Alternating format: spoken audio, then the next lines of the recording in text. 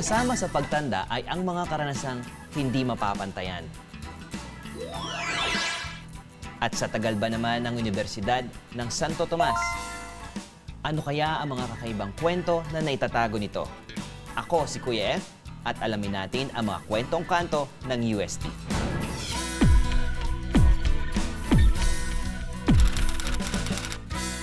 University of Santo Tomas, ang pinakaluma at existing pang universidad sa Asia. Located at Sampaloc, Manila, ito ang pinakamalaking katolikong universidad sa mundo. Ang pangatlong Archbishop ng Manila na si Bishop Miguel de Benavides ang nagpasimula sa pag-establish ng institusyong ito.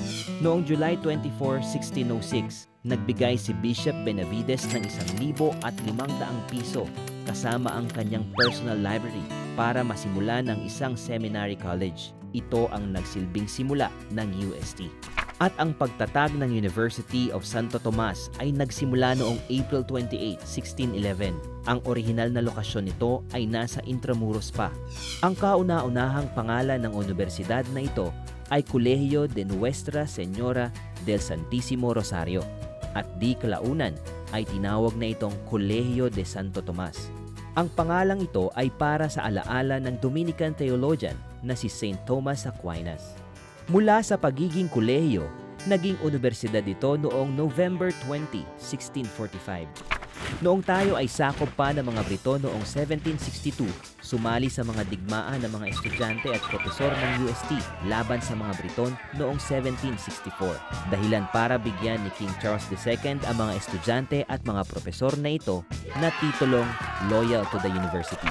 Noong 1947, binigyan naman ni Pope Pius XII ang UST na titulong The Catholic University of the Philippines.